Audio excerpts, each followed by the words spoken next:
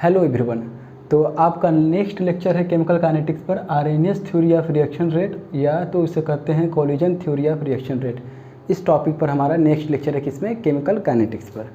तो चलिए पहले शुरू करते हैं कि केमिकल काइनेटिक्स में कि कोलिजन होता क्या है। पहले कोलिजन होता क्या है, जैसे जो भी रिएक्शन होता है उसके जो रिएक्टेंट मॉलिक्यूल होते हैं एक दूसरे को कोलाइड करते हैं, एक दूसरे को कोलाइड करते हैं तब जाके प्रोडक्ट में बनते हैं। जैसे कि ये मान लीजिए आपका रिएक्टेंट साइड है, रिएक्टेंट है, यहाँ पर ये कोलाइड एक दूसरे से कोलिजन किए, एक दूसरे से कोलिजन किए तब जाके यहाँ पर एक प्रोडक्ट बना।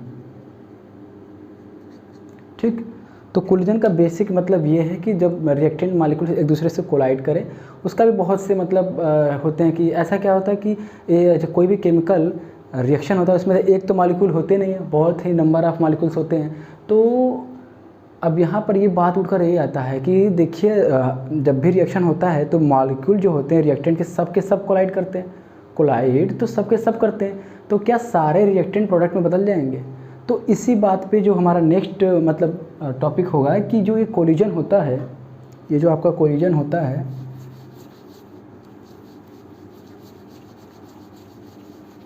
जैसे कि आपका जो ये कोलिजन है, मान लीजिए कोलिजन तो आपको समझ में आ गया कि जब रिएक्टेंट मॉलिक्यूल या फिर कोई भी चीज़ जब कोलाइड होता है तो उसे क्या कहते हैं, कोलिजन होता है। ठीक, और केमिस्ट्री में कोलिजन क्या हो जाता है कि कोलिजन से हमें कुछ प्रोडक्ट मिले, ऐसा ना हो कि बस कोलिजन हो रहा है और चला जा रहा है।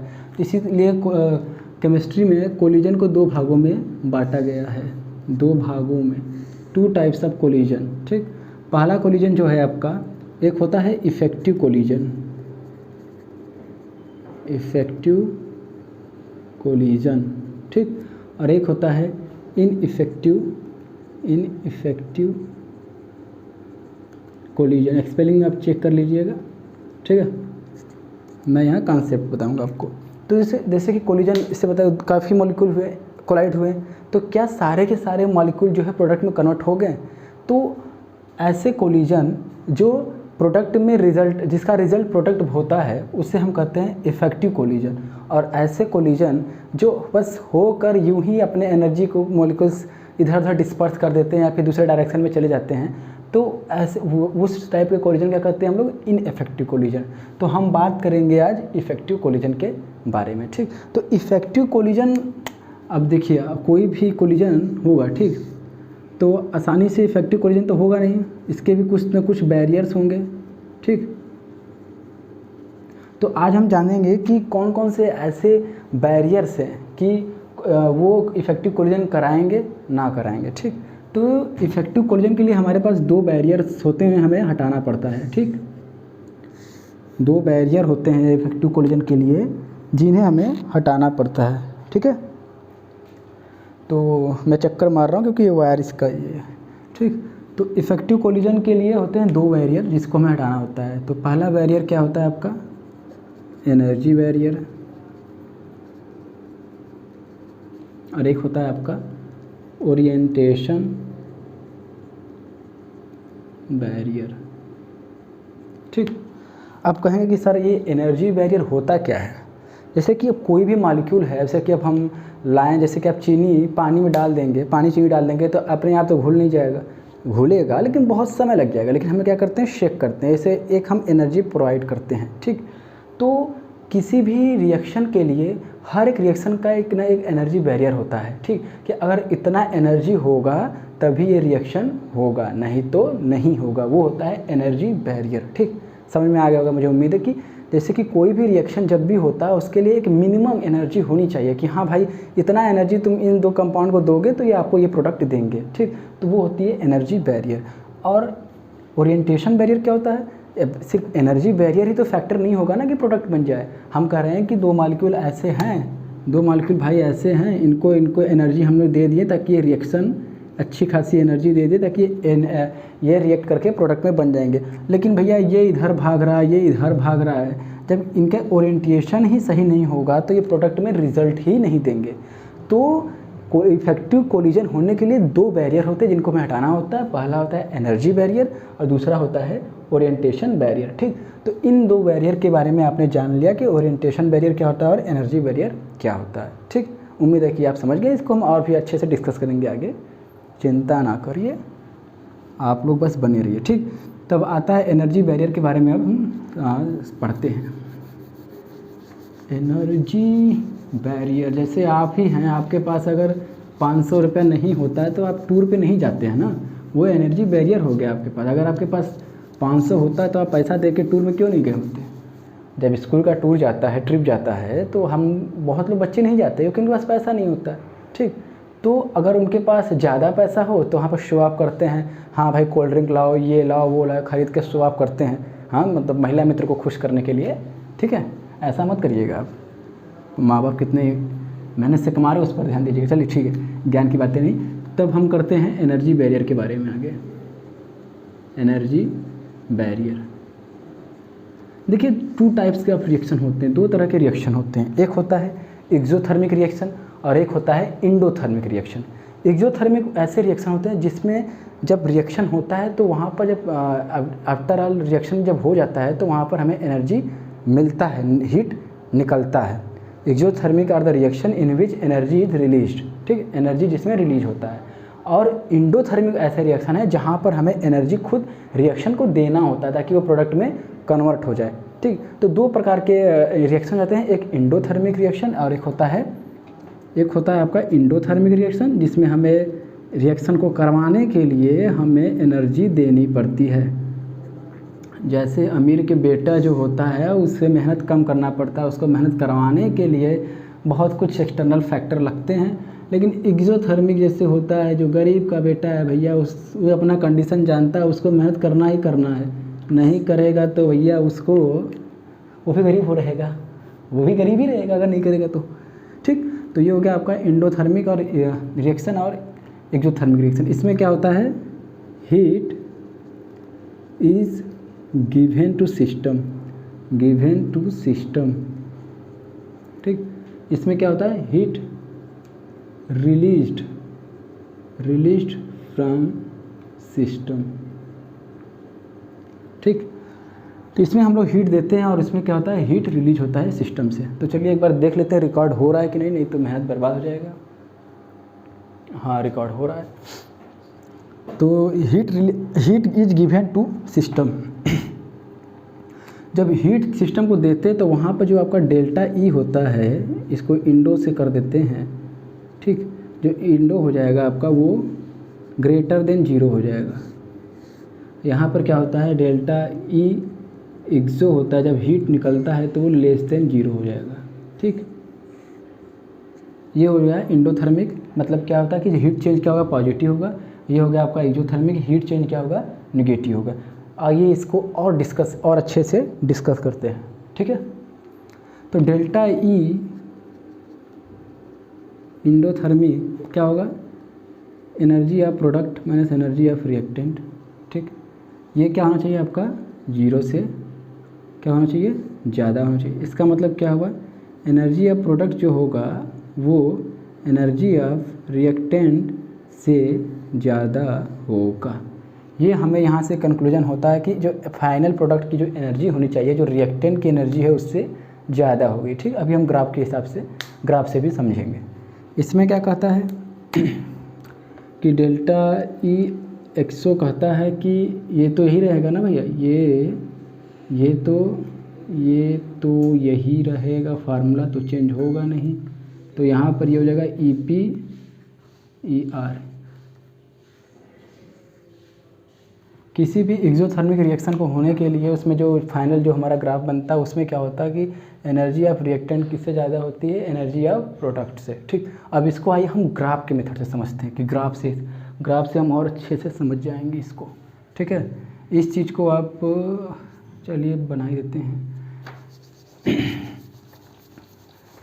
समझ में आ रहा होगा उम्मीद है। ये आपके नीट, आईआईटी, सीयूईटी हर एग्ज़ाम के लिए बहुत ही यूजफुल लेक्चर होगा, क्योंकि ये ऐसे कॉन्सेप्ट जो ऐसे लेक्चर होते हैं, मुझे नहीं लगता कि आरएनएस थ्योरी पे लेक्चर होगा यूट्यूब पे और भी ज़्यादा, ठीक है, होगा। लेकिन मैं अपना वे बता रहा हूँ कैसे मैं इसको समझा सकता हूँ आपको, ठीक। तो चलिए पहले बात कर लेते हैं हम लोग इंडो भैया के बारे में। इंडो भैया जिनको हम हीट देते हैं, ऐसे रिएक्शन जो ऐसे नहीं हो जाएंगे, इससे थोड़ी मानेंगे, थोड़ा सा उनको रिएक्शन देना होता है, मतलब हीट देना होता है। जैसे कि कुछ लोग होते हैं डांस नहीं करते हैं, कहते अरे हम नहीं डांस करेंगे, हम नहीं डांस करेंगे, और कोई फोर्स करके उनको लेके चला गया स्टेज पे तो वो हटवा नहीं करते हैं डांस पे, स्टेज पर से बहुत तगड़ा डांस करते हैं। देखे होंगे आप भी शादी ब्याह में जाते ही होंगे, कभी कभी बिना इन्विटेशन कभी जाते होंगे, कौन देख रहा है। तो एंडोथर्मिक जो रिएक्शन हो गया आपका, ये आपका एंडोथर्मिक रिएक्शन है, जिसमें डेल्टा ई जो होता है आपका ग्रेटर देन 0 मतलब पॉजिटिव, डेल्टा ई जो हो जाएगा आपका, इसको हम लिख सकते हैं E P minus E R greater than 0 माना ई पी ई आर, ठीक है। ये आपका फाइनल हमने ये निकाला। अब जैसे ये मैंने ग्राफ बना दिया आपका, इधर मैंने एनर्जी का टर्म दिखा दिया इस कोऑर्डिनेट पे, मतलब जो वाई कोऑर्डिनेट है वहाँ पर मैंने एनर्जी को रिप्रेजेंट कर दिया। ये एक्स कोऑर्डिनेट है, यहाँ पर हमने किसको कर दिया, रिएक्शन प्रोसीड इस डायरेक्शन में हो रहा है, या फिर रिएक्शन कोऑर्डिनेट भी कर सकते हैं, ठीक। अब कह रहा हूँ मैं कि एंडोथर्मिक का बनाना, जिसमें कह रहा है कि एनर्जी ऑफ प्रोडक्ट जो होगा वो किससे ज़्यादा होगा, एनर्जी ऑफ रिएक्टेंट से, ठीक। तो एनर्जी ऑफ प्रोडक्ट भैया ये बना दो, ये हो गया आपका एनर्जी ऑफ, ये हो गया मान लीजिए कोई रिएक्शन है आपका ए से बी, मान लो ए बी बन रहा है, कोई रिएक्शन है, तो यहाँ पर आपका ए प्लस बी रिएक्टेंट हो गया, ठीक। ये हो गया आपका ए बी, ये आपका प्रोडक्ट होगा। ये जो एनर्जी है आपकी एनर्जी ऑफ प्रोडक्ट हो जाएगी, ठीक। और ये एनर्जी जो हो जाएगी आपकी एनर्जी ऑफ रिएक्टेंट। तो आप इस ग्राफ से देख सकते हैं कि एनर्जी ऑफ प्रोडक्ट जो है वो एनर्जी ऑफ रिएक्टेंट के से ज़्यादा है, ठीक। अभी आपको 2-3 क्वेश्चन कराऊंगा तो क्लियर हो जाएगा, ठीक। तो ये आप मान लीजिए अगर एंडोथर्मिक रिएक्शन आपको पहचानना है, अगर आपको कोई भी रिएक्शन एंडोथर्मिक पहचानना है, तो जो प्रोडक्ट की एनर्जी आएगी वो रिएक्टेंट की एनर्जी से काफ़ी ज़्यादा होगी। प्रोडक्ट की जो एनर्जी होगी वो रिएक्टेंट की एनर्जी से काफ़ी ज़्यादा होगी, ठीक। अब इसी साइड में थोड़ा सा बगल में क्या कि जुगाड़ से इंडिया में सब कुछ होता है, तो हम भी थोड़ा जुगाड़ लगाते हैं एक्सोथर्मिक के लिए करते भैया। ये रहा आपका एक्सोथर्मिक, जिसमें से ऐसे रिएक्शन जिसमें से हमारा हीट भैया क्या होता है, सरसरा के निकल जाता है। तो ये हो गया आपका डेल्टा ई, इसमें ये हो जाएगा, तो E P minus E R आपका भैया ये हो जाएगा, भैया आपका ये हो जाएगा, समझ रहे हैं ना भैया। ये आपका मैंने एक इक्वेशन निकाल दिया, ठीक। अब मैं क्या करने वाला हूँ, इसका भी ग्राफ बना देता हूँ। इधर क्या कर देता हूँ मैं, एनर्जी भैया को रख देता हूँ, इधर में रख देता हूँ रिएक्शन कोऑर्डिनेट कर सकते हैं, या फिर प्रोसीड इस डायरेक्शन में होता है, आप कुछ भी कर सकते हैं, आप महान हैं। इसमें क्या है कि रिएक्टेंट की जो एनर्जी है वो ज़्यादा होगी। इसको इस बात को क्लियर करते हुए मैं कहा भैया ऐसे ऐसे, ये आपका प्रोडक्ट हो गया एनर्जी ऑफ प्रोडक्ट, ये आपका एनर्जी ऑफ रिएक्टेंट। आप यहाँ से देख ही सकते हैं कि कौन ज़्यादा कौन कम।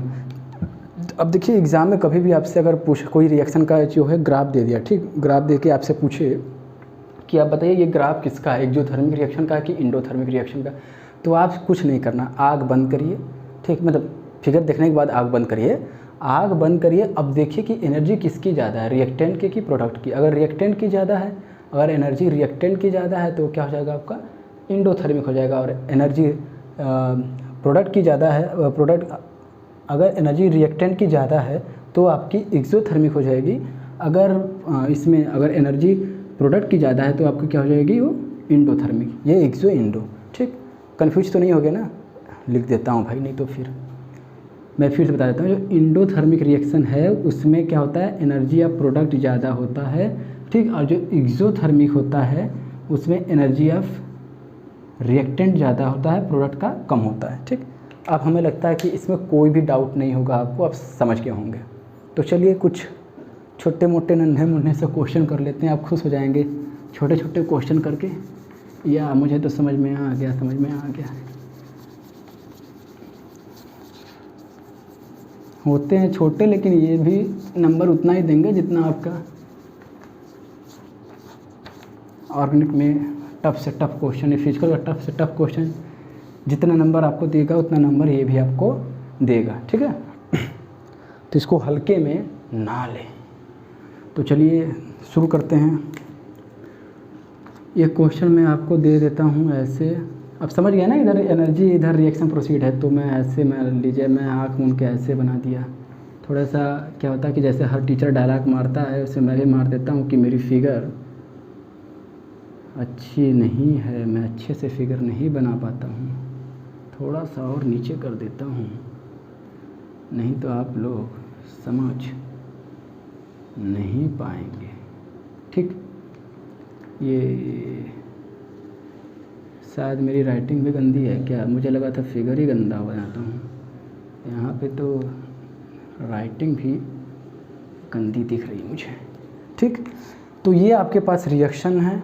ठीक, आप ये आपके पास ग्राफ है जिसको बताना कि अब ये कौन एक्सोथर्मिक रिएक्शन का ग्राफ है कि इंडोथर्मिक रिएक्शन का ग्राफ है। इसको हम देखिए बता सकते हैं आपको, जैसे इसमें क्या है, थोड़ा सा ही नीचे तो ई आर ज़्यादा है ई पी से, इसमें क्या है ई आर इसमें भी ज़्यादा है ई पी से, इसमें क्या है E R less than E P से।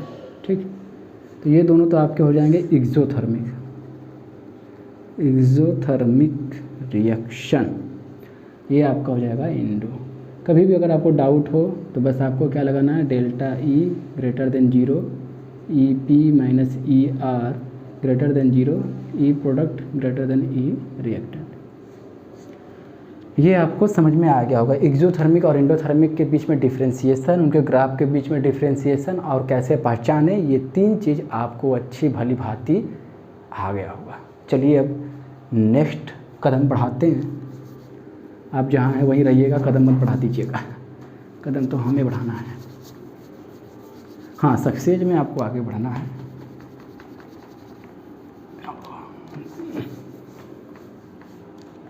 ठीक है, तो भैया हम लोग ये पढ़ लिए। अब देखिए, अब बहुत अभी तो हम लोग कहीं और भटक गए थे, एनर्जी बैरियर के बारे में जानना है। तो एनर्जी बैरियर हम लोग पढ़ रहे थे, भूलिएगा मत आप लोग, energy barrier exothermic endothermic reaction के आपने ग्राफ जान लिया। मैं एक ग्राफ बनाता हूँ, उसी से इसको समझाने की पूरी कोशिश कर दूँगा, जान लगा दूँगा, बस आप लोग भैया लोग समझ जाइएगा। ठीक है, रिएक्शन प्रोसीड इस डायरेक्शन में हो रहा है, इसको यक्स कहते हैं, इसको वाई कहते हैं। मैं चुन के बनाना चाहता हूँ, अच्छी ग्राफ बन जाए, हे भगवान अच्छा सा ग्राफ बना दे, बना दे बना दे बना दे, बन गया। बहुत मेहनत के बाद अच्छा ग्राफ बनाया हूँ। मान लीजिए आपके पास एक रिएक्शन है A plus B, A B product है। ठीक, लेकिन ऐसे तो जाता नहीं, आपको पता है एक ट्रांजिशन आएगा।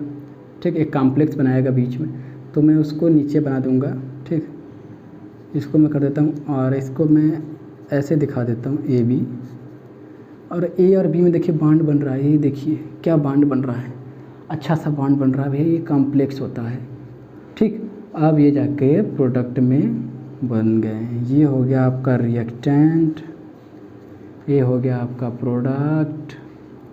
मैं यही चीज़ यहाँ पर लिख देता हूँ, ये रिएक्टेंट ये प्रोडक्ट, पहले सब कुछ लिख देता हूँ, फिर आपको समझा देता हूँ, आप समझ लेना तो बड़ी मेहरबानी होगी। ठीक है भैया, आप समझ लेना तो बहुत मेहरबानी होगी, आप समझ लेना। इसको हम ई ए से डिनोट कर दें। आप समझ जा रहे होंगे कि मैं किसकी बातें कर रहा हूँ। ठीक, अगले कुछ मिनट में मैं आपको ये समझा दूंगा, ये बहुत ही इम्पॉर्टेंट चीज़ है। इस चीज़ को समझने में कई लोग को तो बरसों लग जाते हैं, आपको परसों भी नहीं लगेंगे। ठीक है, तो चलिए शुरू करते हैं इस बात को। मैंने ये क्या बनाया है, अब बताइए पहले ये कौन सा रिएक्शन है, एक्सोथर्मिक है कि इंडोथर्मिक। ठीक है, कमेंट करके बताइएगा कि ये एक्सोथर्मिक है कि इंडोथर्मिक। मैंने आपको सब कुछ समझा दिया। ठीक, अब आगे बढ़ते हैं। तो देखिए मुझे इसमें क्या समझाना था, मुझे समझाना है आपको 3 चीज़ें।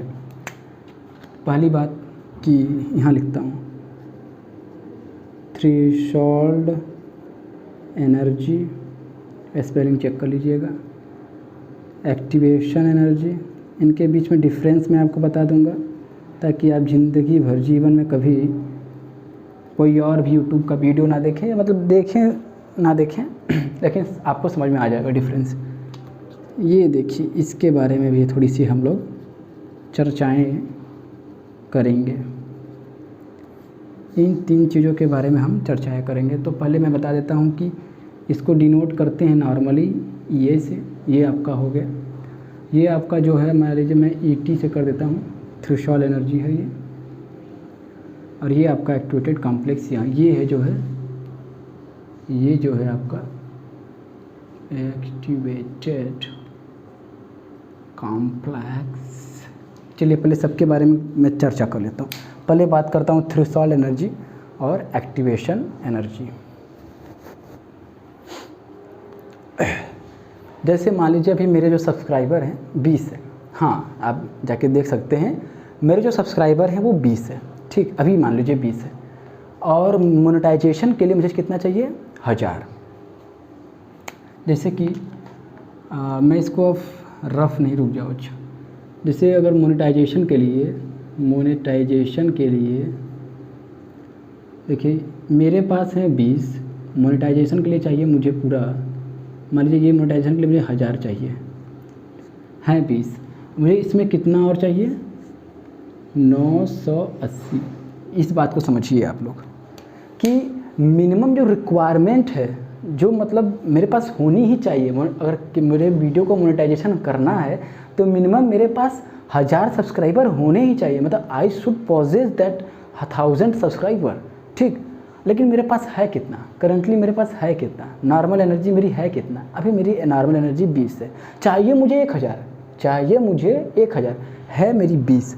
तो मुझे बताइए कि 20 में मैं कितना और रिक्वायरमेंट है, मुझे कितनी और सब्सक्राइबर की रिक्वायरमेंट है कि मुझे मेरा जो मिनिमम जो मुझे चाहिए वो पा जाऊंगा। मुझे जितना मिनिमम चाहिए, अभी नॉर्मल एनर्जी से कितना रिक्वायरमेंट है उसका, मिनिमम मुझे 1000 चाहिए, मेरी अभी 20 है, मुझे अभी रिक्वायर्ड है 980 सब्सक्राइबर का, ठीक। इस बात को आप अच्छे समझ गए। तो ये होता है आपका एक्टिवेशन एनर्जी। स्पेलिंग क्या तो है, एक्टिवेशन एनर्जी यहाँ से यहाँ तक जो होती है कि जितना मुझे रिक्वायर्ड है, अभी मैं जितना हूँ वहाँ से मुझे जितना रिक्वायर्ड है एनर्जी को प्रोसीड करने के लिए, सब्सक्राइबर को पाने के लिए, वो मेरी हो जाएगी एक्टिवेशन एनर्जी हो जाएगी, ठीक। लेकिन what should minimum I have to, मतलब मेरे पास कितना मिनिमम होना चाहिए मोनेटाइजेशन के लिए, मेरे पास कितना मिनिमम होना चाहिए, 1000।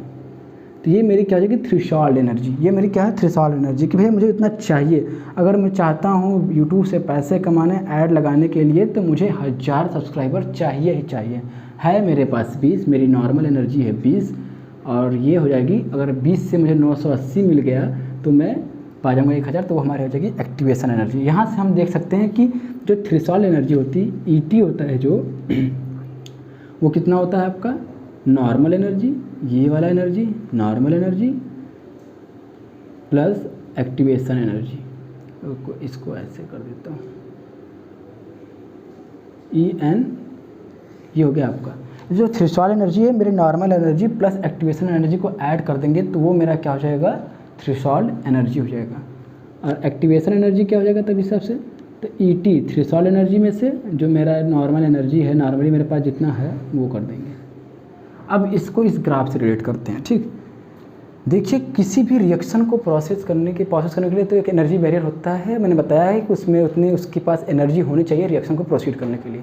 तो थ्रेशोल्ड एनर्जी की जो डिफिनीशन आती है, ये थ्रेशोल्ड एनर्जी पूरा यहाँ से यहाँ तक का जो एनर्जी है थ्रेशोल्ड एनर्जी, उसकी जो डिफिनीशन आती है कि the minimum energy should possessed by the colliding molecule के पास कितना मिनिमम एनर्जी हो कि वो रिएक्शन में भाग ले ले, ठीक है, रिएक्शन करा दे, मतलब प्रोडक्ट आ जाए।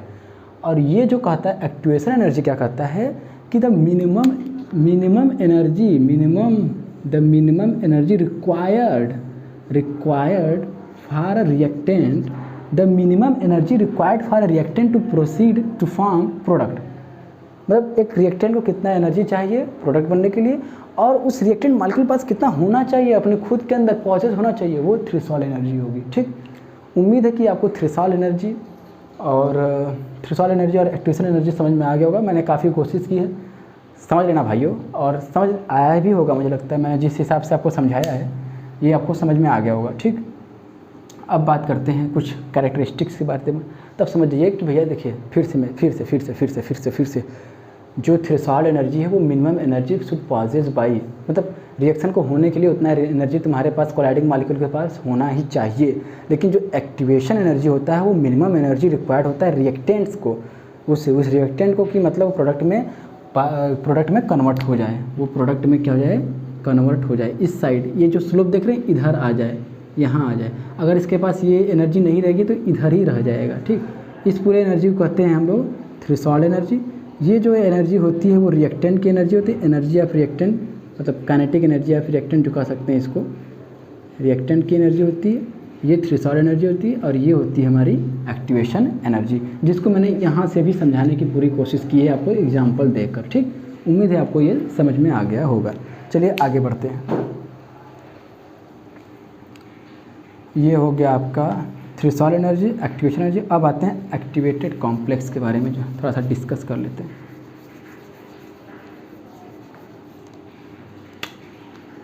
मतलब प्रॉपर्टी कह सकते हैं या फिर कह सकते हैं अबाउट, नोट कर लीजिएगा इसको नोट पॉइंट में, अबाउट एक्टिवेटेड कॉम्प्लेक्स, माँ में ज़्यादा हो गया क्या, एम, अबाउट एक्टिवेटेड कॉम्प्लेक्स। पहला देखिए ये क्या है भैया, देखिए इधर से रिएक्टेंट कोलाइड हो रहा है, इधर प्रोडक्ट बन रहा है, बीच में हूँ मैं, क्या हूँ, एक्टिवेटेड कॉम्प्लेक्स हूँ, मुझसे होके ही जाएगा। तो ये क्या है, मैं कह सकता हूँ ये है, अरे यार ये तार गिर जाएगा तो फिर रिकॉर्ड भी नहीं हो पाएगा। ठीक, ये देखो इसको मैं क्या कह सकता हूँ, इसको intermediate between reactant and product. रुकिए एक बार मैं चेक कर लेता हूँ कि रिकॉर्ड हो रहा है कि नहीं। मैं 2-3 बार इधर उधर घूम चुका हूँ। हाँ, रिकॉर्ड तो हो रहा है। Intermediate between reactant and product, ये क्या होता है, हमारा एक्टिवेटेड कॉम्प्लेक्स होता है। दूसरी बात ये है ना, देखिए ये एक्टिवेटेड कॉम्प्लेक्स जो है कि ये आपका रिएक्टेंट हो गया, ये आपका प्रोडक्ट हो गया, इसके बीच का जो होता है इंटरमीडिएट वो होता है एक्टिवेटेड कॉम्प्लेक्स। ये बहुत कम समय के लिए, इसका जो लाइफ है, लाइफ इज़ वेरी शॉर्ट, मतलब बहुत ही कम इसका जो मतलब जैसे कि गया, जैसे कि अभी रिएक्टेंट कोलाइड हुए, उनके पास एक्टिवेशन एनर्जी उतनी आई, वहाँ से कॉम्प्लेक्स बनाना है, तुरंत बन गया प्रोडक्ट में, तुरंत प्रोडक्ट में। अगर ये स्टेबल होता है तो प्रोडक्ट बनता ही नहीं। ठीक है, इसलिए बहुत कम समय के लिए रहते हैं, बहुत ही अनस्टेबल। मतलब तीसरा क्या है, activated complex is very unstable, बहुत ही ज़्यादा अनस्टेबल होता है। अच्छा मान लीजिए अगर स्टेबल होता, अगर वो स्टेबल होता तो फिर ये भाई प्रोडक्ट क्यों बनता, प्रोडक्ट तभी ने बना कि मतलब अनस्टेबल तुरंत बन गया उसमें, मतलब ये मॉलिक्यूल कोलाइड हुए, ऐसे ऐसे कोलाइड हुए, यहाँ चपके तुरंत प्रोडक्ट में बन गए। ठीक, ये होता है आपका एक्टिवेटेड कॉम्प्लेक्स। ये 3 बातें आप लोग ध्यान रखिएगा एक्टिवेटेड कॉम्प्लेक्स के बारे में। इससे ज़्यादा कोई कुछ पूछेगा नहीं एक्टिवेटेड कॉम्प्लेक्स के बारे में, क्या होता है क्या नहीं होता है। ठीक, मैं लिख के नहीं देता हूँ, कुछ पूछने वाले कुछ पूछ सकते हैं, लेकिन यही पूछेंगे जो पूछेंगे।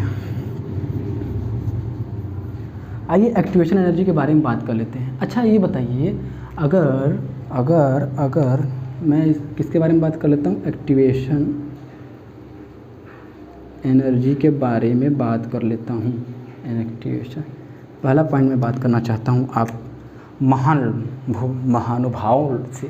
ठीक, कि अगर मैंने बोला कि किसी ने बोला कि किसी भी रिएक्शन का EA जो एक्टिवेशन एनर्जी हाई है हमारे यहाँ पर है और एक एक्टिवेशन एनर्जी यहाँ पर है। ठीक, तो कौन सा रिएक्शन पहले होगा, कौन सा रिएक्शन पहले होगा, मतलब रेट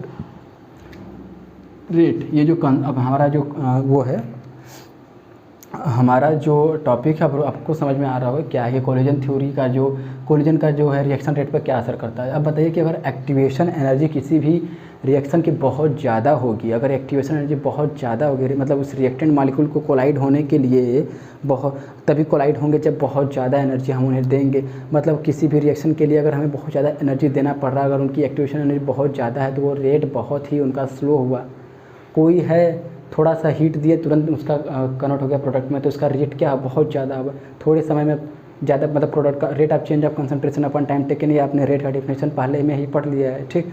तो जैसे ही थोड़ा सा हीट दिए तुरंत बन गया, थोड़ी सी एक्टिवेशन एनर्जी से हीट दिए तुरंत प्रोडक्ट में बन गया। और कोई ऐसा है भाई रिएक्शन उसको हीट दे रहे हैं, बहुत ज़्यादा हीट दे दिए, एक्टिवेशन एनर्जी उसकी बहुत बढ़ा दी है, तब जाके वो प्रोडक्ट में बढ़ा, ठीक। तो इससे आप ये कंक्लूजन कर सकते हैं, अगर आपका EA अगर बहुत ज़्यादा है तो आपकी जो रेट है वो इन्वर्सली प्रोपोर्शनल हो जाएगी। ये आप इस बात को आप समझे कि नहीं। एक्टिवेशन एनर्जी किसी की भी रिएक्शन की बहुत ज़्यादा है, मतलब कि उस रिएक्शन को होने के लिए उसे रिएक्शन एनर्जी मतलब हीट देना पड़ रहा है आपको, तो वो क्या होगा, उसकी रेट बहुत स्लो होगी। अब सोचिए एक आपका ऐसे तुरंत बन जा रहा है, एक आपका एनर्जी दिए तब जाके यहाँ पे बना, ठीक। अब बताइए कौन सा फास्ट होगा।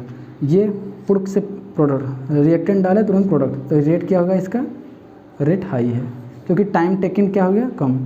जब टाइम टेकन कम हो गया आपका तो रेट जो होता है 1 टाइम टेकन होता है, तो रेट अपने आप ही क्या होता है, बढ़ जाता है। आप ऐसे समझ लीजिए या फिर जो मैंने इसको समझाया ऐसे समझ लीजिए। बस आपको मुझे ये समझाना था कि एक्टिवेशन एनर्जी जितनी हाई रखेंगे आप, रेट उतनी कम हो जाएगी। अभी किसी भी रिएक्शन को होने के लिए activation energy should be minimum, कम होना चाहिए, ठीक। इतना आपको समझ में आ गया होगा। अब बताइए, अब आपसे पूछता हूँ मैं दूसरा पॉइंट आपके सामने, आप महानुभावों के सामने रखता हूँ मैं कि टेम्परेचर क्या इफेक्ट होगा। जैसे टेम्परेचर बढ़ाएं, देखिए पहले क्या हो रहा था, दो मॉलिक्यूल ऐसे ऐसे लड़ रहे थे आपस में, टेम्परेचर बढ़ा दिए, अब ऐसे ऐसे लड़ने लगे, तो कोलिजन की जो प्रोबेबिलिटी बढ़ जाएगी। अब क्या होता है, कोलिजन की प्रोबेबिलिटी बढ़ जाएगी, तो जो जैसे ही हम टेम्परेचर बढ़ाएंगे,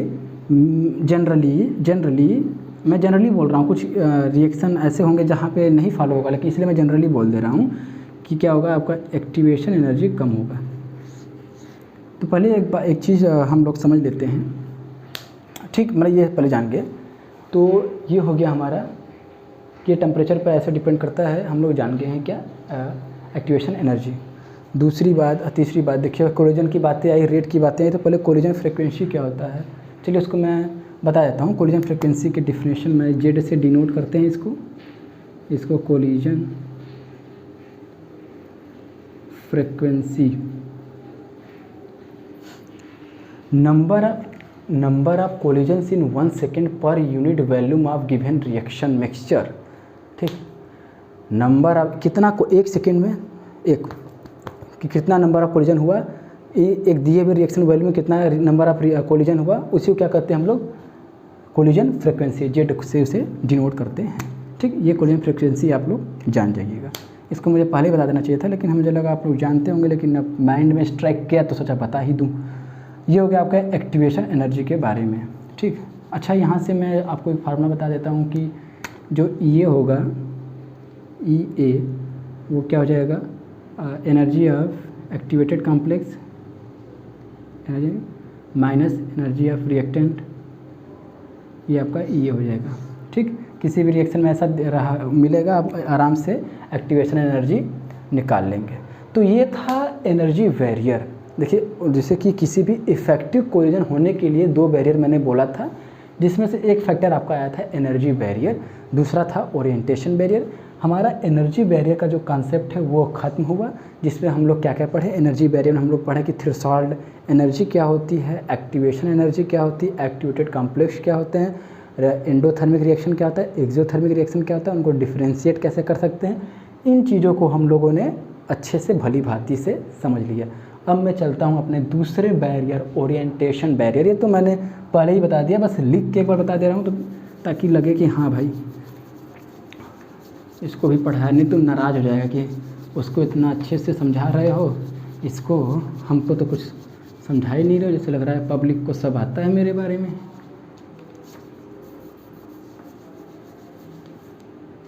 यहाँ से मुझे कोलिजन फ्रिक्वेंसी का एक टर्म निकला था, इसका काम आएगा, इसलिए मैं इसको लिख दे रहा हूँ यहाँ पर। फ्रिक्वेंसी थोड़ा सा ज़्यादा मेरा वाइट बोर्ड नीला बोर्ड में बन गया है, कन्वर्ट हो गया है। खैर इसको रगड़ देते हैं, छोड़िए। आप तो युवा हैं, आपकी आंखें तेज हैं, तो अब मुझे पढ़ाना क्या है, ओरिएंटेशन बैरियर। ठीक, अब हमें क्या बताना है, ओरिएंटेशन बैरियर। ठीक, जैसे कैसे समझाऊँ आपकी, मान लीजिए अगर आपकी जो गर्लफ्रेंड है इस रास्ते से जा रही है, ठीक, अगर आप उस रास्ते से जाएंगे तो क्या आप उससे मिल पाएंगे? क्या आपकी दोनों की नज़रें कोलाइड होंगी, एक दूसरे को देख पाएंगी? नहीं देख पाएंगे।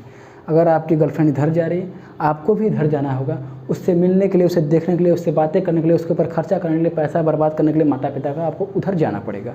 ठीक, तो ओरिएंटेशन बैरियर क्या करता है कि जो रिएक्शन का रेट होता है वो सिर्फ एनर्जी बैरियर पे भी नहीं डिपेंड करता। ये तो है ही भैया, एक फैक्टर तो है ही, लेकिन वो मॉलिक्यूल्स के ओरिएंटेशन पे भी डिपेंड करता है। ठीक, रेट जो इस पर डिपेंड किया मैंने निकाल दिया एक। अब ये ओरिएंटेशन बैरियर, जैसे अब एक और एग्जांपल मैं आपको समझा रहा हूँ। जैसे मान लीजिए ये आपका कोई मॉलिक्यूल ए है, ठीक, इसके में अच्छे से बॉन्ड है ए, यहाँ से एक मॉलिक्यूल बी आया, ये दोनों ऐसे ऐसे कोलाइड हो गए। ठीक, तो यहाँ पर एक बन जाएगा आपका एक एक्टिवेटेड कॉम्प्लेक्स बन जाएगा, फिर एक प्रोडक्ट बन जाएगा आपका, ये आपका क्या हो जाएगा, ये गुड ओरिएंटेशन। ये जो है आपका रिएक्टेंट्स का एक ऐसा ही ओरिएंटेशन होना चाहिए कि मतलब या तो ऐसे मतलब कैसे मिले, लेकिन जब ये प्रोडक्ट बने तो ये जो इसके जो बॉन्ड है वो टूट जाए, इसके बन जाएँ, इसके टूट जाएँ, इसके टूट जाएँ, इसके बन जाएँ, तो ये इफेक्टिव कोलिजन में आएगा। अगर मैं आपको बताऊँ, मैं आपसे कहूँ अगर यही रिएक्शन ऐसे हो गया, सॉरी ए, यहाँ पर आपका बी हो गया, आराम से ये इससे कोलाइड में, चलिए भैया ये कोलाइड हो गया। अब क्या हुआ कि यहाँ पर ये भी बन गया इनका, लेकिन यहाँ पर ऐसे ही मतलब ये बनने के बाद मान लीजिए ऐसे मतलब जो है इनका इंटरमीडिएट जो है, ये जो एक्टिवेटेड कॉम्प्लेक्स ऐसे बना, लेकिन रिज़ल्ट हमें वही का वही मिल गया, बस एनर्जी इनकी टकराने से लॉस हो गई। ठीक, तो ये इनकी जो कोलिजन अगर ऐसे कोलिजन होंगे तो ये इनइफेक्टिव कोलिजन होंगे, जो कि प्रोडक्ट में रिजल्टेंट नहीं लाएंगे। ऐसे कोलिजन होंगे तो इफेक्टिव कोलिजन होंगे, जो हमें प्रोडक्ट में एक अच्छा खासा रिजल्ट देंगे। तो ओरिएंटेशन बैरियर कुछ नहीं है, उसका ये कहना है कि भाई जो मॉलिक्यूल से एक प्रॉपर ओरिएंटेशन में कोलाइड होने चाहिए। अगर उनको प्रोडक्ट बनाना है ज़्यादा से ज़्यादा, अगर उनको इफेक्टिव कोलिजन करना है तो उनको एक प्रॉपर डायरेक्शन में करना चाहिए। अगर ऐसे है तो ऐसे करें, ना कि एक इधर से आ रहा है, एक इधर से टकरा के उधर भागे। ऐसे दो मॉलिक्यूल टकराएं, जुड़े, प्रोडक्ट में कन्वर्ट हो गए, जुड़े, प्रोडक्ट में कन्वर्ट हो गए। ऐसे नहीं जुड़े और एक इधर भाग गया। ठीक, ऐसा नहीं होना चाहिए। आपका क्या होना चाहिए, मॉलिक्यूल्स भाई जुड़ जाएं, जुड़ने के बाद प्रोडक्ट दे दो भैया। ये आपका ओरिएंटेशन बैरियर करता है कि ये होना चाहिए उसके अंदर। ठीक, आपने ये समझ लिया। तब आपको आखिरी इक्वेशन में बता देता हूँ।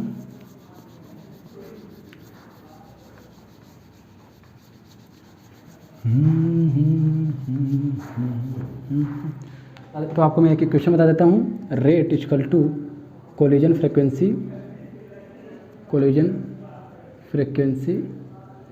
Into effective collision. ठीक, तो आज का लेक्चर यहीं पर ख़त्म करते हैं। उम्मीद है कि आपको ये समझ में आया होगा। मैंने क्या समझाया आज आपको, मैंने यही जो पूरी थ्योरी ये किसने दिया था, आरेनियस ने थ्योरी प्रपोज की थी। इसको हम कहते हैं collision theory of reaction rate. कि रेट जो है कोलिजन पे कैसे डिपेंड करता है मॉलिक्यूल्स के, उस पर मैं पूरा जो लेक्चर है आज, उस पर एक प्रॉपर लेक्चर मैंने इस पर डेडिकेट किया। मुझे उम्मीद है कि आपको आज का ये लेक्चर अच्छा लगा होगा, समझ में आया होगा।